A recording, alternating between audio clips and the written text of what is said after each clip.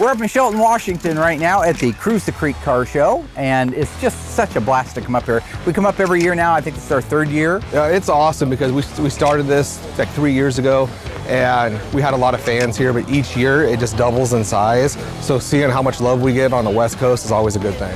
You know, it's really humbling to see people coming down to meet us and not even to see the cars. I'm still surprised when people walk up to our booth and say, hey, you know, we saw you guys were coming down here and we came by just to see you. Love the show, love what he's doing. So it's been fun to watch. Been watching since season 1.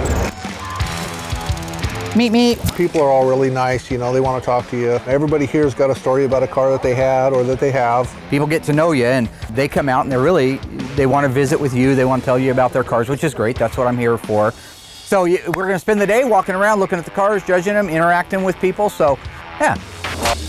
I knew Alyssa and I had to pick a first and a second place paint this year.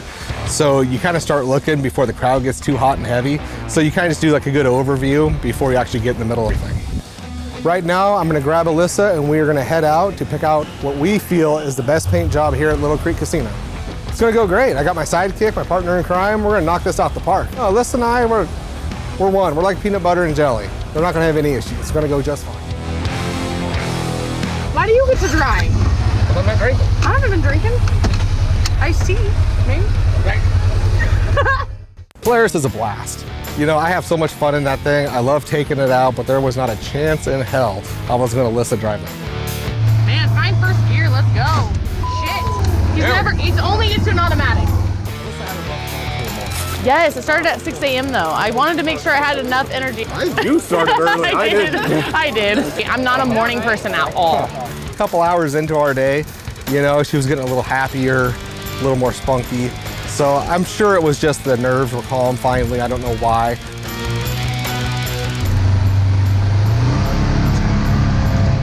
At this point, if you stop, it's bedtime. You know what I'm saying? I've chosen the speed. I gotta keep with it. There's no letting it go now. They're twerking. I should join. But it's always a challenge. Woo! You know, it's constant bickering and picking on each other. I'm what? You're a joke. I'm a joke. I'm just kidding. I'm a joke. There's my NASCAR. Man, that is a pretty fucking car. Look at that shit. They were giving us about a half hour to go pick out 2 cars. And like I said, we already kind of had an idea which ones we really liked. It literally took us an hour and a half to try to get through these cars because people are like, hey, right here, take a picture with my car, no matter what the make and model is. So her and I completely got swarmed. What time you got down here? He's driving. Well, he's always to blame. That's the problem. Yeah. And I literally think we did everything that everybody asked us to do. So I know we ran over, but I know the end result is all the fans were super happy. I think I need to turn to drive before we get to park this beast. I don't trust you driving. You can't drive stick. Okay, first of all, I'm not gonna kill anybody. Second of all, I'm not gonna ruin anything. So what's the harm? Other than maybe you might get a little scared. There's a lot of nice cars in that area.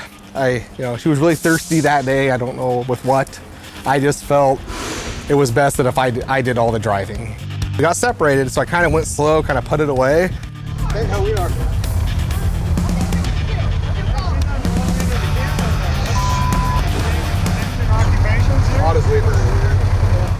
As I got a little bit of time after we did all of our signing and things like that, I got a chance to come out and look at the cars, just kind of be left alone and have fun. Now, I've been going a little crazy with the OEM stuff. Everybody knows I'm not abandoning it. I love it. I also love weird and I also love macabre. One of my favorite cars right here, 62 Pontiac Bonneville Ambulance. My name's Corey Zamzow. This is my 62 Pontiac Ambulance. I like not the normal stuff. I like to go to a car show and be the only one there with the only thing. This is so cool. So this guy drug this out of its original home here in Washington. It was a family-owned business, but this car still has the original name on it. That guy's name was Al Hayden, and he was a truck driver, and he'd get the call or whatever, and his wife would come once in a while, and she was a nurse. You got there as fast as you could, threw him in the back, and hauled ass to wherever you needed to go. Learn to appreciate your heritage. You learn to appreciate the heritage of the car. So I look around a dashboard like this. I see all the chrome. Back in the day, Pontiac was very proud of that car. So there's a lot of chrome. Well, it's pitted and it's decayed and needs work. All of it's there. The original ashtray is there. You got the original cigarette lighter. This is the dash control panel for all the stuff that you see up there, right? So I flip this switch up and that's the siren, okay? Look inside, you'll see that there are zipper access points inside, built into the headliner, that actually get you into these up here so you can work on them. All that stuff was thought out ahead of time. This is, again, very, very old stuff. It's all original. If you look at the paint and the body on it, nothing's been done. This is the way it started life way, way back in the day, and it's still around. I like every kind of car. It doesn't matter what it is. I like anything, but I like weird stuff, and if somebody likes the same stuff I do, that's like cool with me. This is a treasure trove. While it's not a cubic dollar treasure trove, this is the best example of walking back to whatever year it was parked. These were in the car. This multi-trauma dressing kit was in underneath the hatch, 1967. I mean, to drag something out and to find that still inside the car from when it was serviced. This bag has the original burn dressing kits in it from when it was parked the last time. I don't expect anybody to get super stoked like I do, because I love this kind of history. Everybody knows I do, and I know it's not a Mopar, so get over it. It's a neat car, and it's a neat piece of our history, just like so many of these cars. People come up to me in this show all day long saying, I'm not a Mopar guy, I'm a Ford guy, but I love your show, I love what you're doing, you're trying to teach you. It sounds like we're getting the message across to appreciate these cars. And a lot of people have done it long before I ever came around. I'm just saying that we're adding our little 2 cents worth. That at the end of the day, I think what we're doing is helping part of our heritage stay alive and keep people passionate about it, like I've been my whole life. Went as good as to be expected. Beautiful cars out here, tons of people, so we got to stop, do autographs, do pictures, get pictures next to their cars. But I lost my co-pilot, so. He lost his fucking co-pilot because he left. Co-pilot. She's not happy right now. What happened? Okay, first of all, Will left me. I got out of the car to get pictures for people. Yeah. Will asked me for pictures, and I was nice enough to stop. And then I look around, and Will's nowhere to be seen. Then we get out here, and I had to find you, and you make me go halfway across the resort because you didn't play a little joke like, oh, I'm just kidding, I'm leaving you, let me go around the corner. No. No. You go the full mile. The producer called. Our producer called and said you got to get back. I had to walk here. I hate you. Hate's a strong word. Don't have hate in your heart. I mean it. And I mean it. I mean it so much. It'll buff out. Should've buffed. That hate will buff out. Will it? But anyways, so we picked a car. Yeah. And we're good to go now. Did we? We picked a car? The Firebird that I picked was just a gorgeous car. It was very well done, very meticulous. It was a resto mod. It had all the new upgrades in it. My dad's gonna give you shit that it's not a Mopar. I picked a Chevy last year.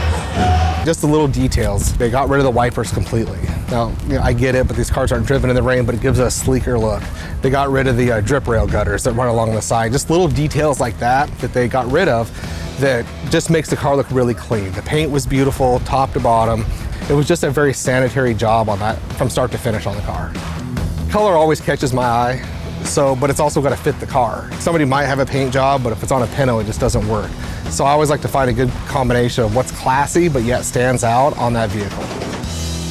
Yeah, the Firebird was a clear winner. Like I said, it was done great. Alyssa agreed. Will chose a Firebird. Obviously, I had no choice in that. That was totally a Will choice. I got to meet the guy that did the car and meet the guy that owned the car. So that was kind of cool to have both guys there, because the guy that restored the car had a car sitting right next to it.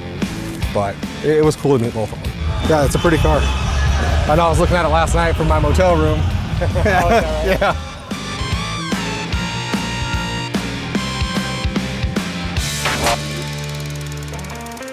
I really like the banner between everyone. It's pretty entertaining, that part too. I have a greater responsibility than you could possibly fathom. We did this last season. You leave for Santiago and you curse the Marines. We need something new. We use words like honor. What have you done? Leave them alone. You've killed a fly. Leave it alone. You told me to sand the lead though. Yeah, you want to sand lead, yeah. But then Ryan told me it causes cancer when you sand it. It can cause cancer. We live in a really small town where I really don't. I mean, Will gets recognized a little bit more than I do, but I never get recognized. So coming here and all of a sudden people knowing who you are, it's kind of mind-blowing. And like I said, it really is humbling. No, I really like Royal. I love Mark. I think he's hilarious. They kind of remind me of each other. Been something I've been watching since 2012, since the inception of the show. And it's always been so fascinating to see step by step how they go through all the process, and I love the way it's explained what they're doing. You know, I can't help but think that we're doing a good job at Graveyard Cars, that we're teaching our audience. They're having some entertainment and some fun. They're learning a lot about these cars. What they can do to a car that they pull out of the weeds, it's basically gone, and they can bring it back to new is, you know, the talent they have for doing that is amazing. People will come up in their Chevy, Ford, AMC guys, foreign cars. They still watch the show. They watch it because they love learning. They love the techniques that we teach them. They love when I nerd out on all the weird stuff, even though it doesn't mean anything to them. Do you ever just wish sometimes you could unzip your head and just yard your brain out and put mine in there? No. And I think it's just seeing a group of people that are in their zone. I think everybody wants to see somebody specialized and good at what they do. I think that has attributed to our really big success. Especially now in season 10, it's unbelievable how many Mopars are here, how many people are here. It's pretty amazing. I mean, we're on the grind from a day-to-day basis, and sometimes it can get a little monotonous for us at the shop because, you know, we got a lot of pressure, there's a lot of stuff that needs to be done. But then we get out here and we see how much everybody loves what we do and appreciates it and supports it, and it's kind of a refresher for us. I don't even, it's really hard to think, you know, being famous, it doesn't compute really. Even still, you know, after 7 years, it's getting, you know, we get to get paid for what we love to do. It's a blast. It's humbling and it's awkward sometimes, right? There's a lot of people and they're looking for you for answers, and you don't get a lot of time for yourself. But at the end of the day, I enjoy what we have right now. I think that we've been blessed to have what we have, to grow the way we have, and so I'm just enjoying the ride. Hello ghouls, Mark Warman here, the Ice Tray from Graveyard Cars. If you enjoyed this video, be sure to like it, drop a comment down below, and subscribe to our channel. We have fantastic stuff coming up, and some of it you've never seen before. I gotta go insult people. Hey Alice!